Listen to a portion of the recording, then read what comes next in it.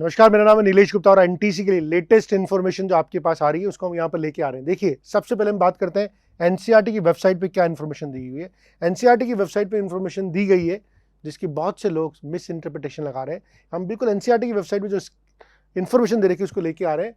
ये NCERT website पर दे रखा है कि एनटीसी की जो स्कीम है ये 31 मार्च 2021 तक ही अप्रूवल था। एनसीईआरटी एक इम्प्लीमेंटिंग एजेंसी है, तो उनके पास गवर्नमेंट ऑफ इंडिया से जो अप्रूवल था वो सिर्फ 31 मार्च 2021 तक का ही अप्रूवल है, उसके बाद का अप्रूवल नहीं आया। इस वजह से एनसीईआरटी उस एग्ज़ाम को अभी तक नहीं करा पाई। और ये किसने बोला है? इंद्रानी एस बहादुर, जो कि एनसीईआरटी के एजुकेशन सर्वे डिवीजन के हेड है, उन्होंने ये बात बोली। तो this is the official information.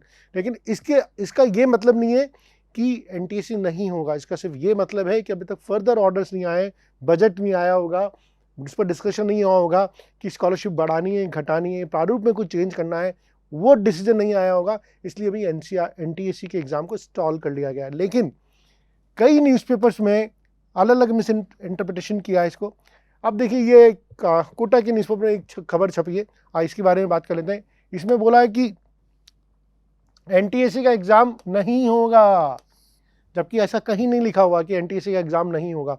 उन्होंने सिर्फ ये बोला है कि हमारे पास फर्दर अप्रूवल नहीं आया है, फर्दर ऑर्डर्स नहीं आए हैं, इस वजह से नहीं हो रहा। ये जो अप्रूवल आता है ये पूरे 5 साल के या 10 साल के ब्लॉक में आता है। तो अप्रूवल आया, बहुत 5 साल पहले आया होगा, 10 साल पहले आया होगा, तो एक ब्लॉक में अप्रूवल आया होगा। उसके बाद गवर्नमेंट इंडिया या जो एमएचआरडी डिपार्टमेंट ने किसी काम में बिजी हो गया होगा, अपने किसी प्रोजेक्ट में बिजी होंगे, उनका अप्रूवल नहीं आया। तो ये खबर आई है, इस खबर से बहुत से बच्चे डिमोटिवेट हो रहे हैं।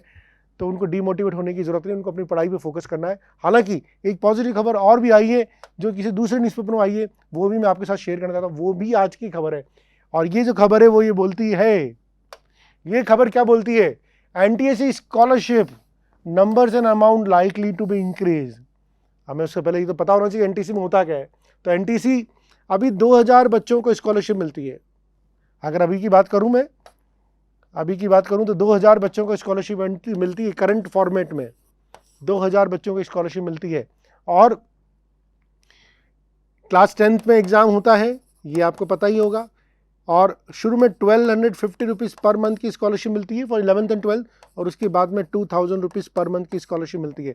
तो गवर्नमेंट ऑफ इंडिया इस बात पे भी डिस्कशन चल रहा है, क्योंकि उन्होंने अपने स्टेटमेंट में बोला था। अगर दोबारा अपन पीछे स्टेटमेंट में जाएंगे, इस स्टेटमेंट में क्या बोला था? बहुत इंपॉर्टेंट चीज़ बोली थी, वापस दोबारा देख लेते हैं।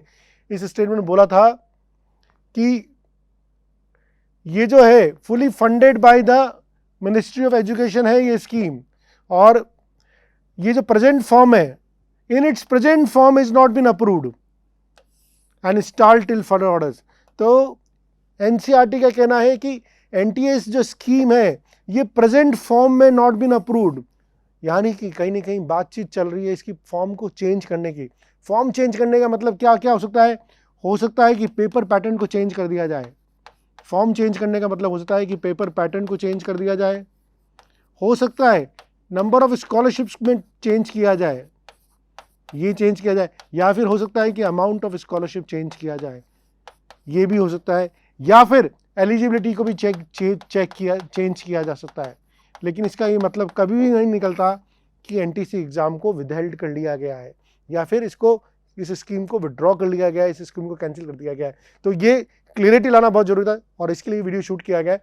तो बच्चों को बिल्कुल भी डिमोटिवेट होने की जरूरत नहीं है, अपनी तैयारी कंटिन्यू करें। लेकिन ये बात जरूरी है कि जब तक हमारे पास इसका ऑफिशियल अनाउंसमेंट नहीं आ जाता, तब तक आप अपनी बोर्ड की तैयारी पर ज़्यादा फोकस रखें। जिस दिन से एनटीएससी का ऑफिशियल अनाउंसमेंट आ जाएगा, उस दिन से आप एनटीएससी की तैयारी को फुल थ्रॉटल में जाइए। लेकिन अभी आप फॉर ए टाइमिंग अपना फोकस बोर्ड पे ज़्यादा लगाइए, इसके लिए थोड़ा कम टाइम दीजिए, और जब एक बार फाइनल नोटिफिकेशन आ जाए तब आप एनटीसी पे ज़्यादा फोकस कर सकते हैं। So that's all from my side, thank you.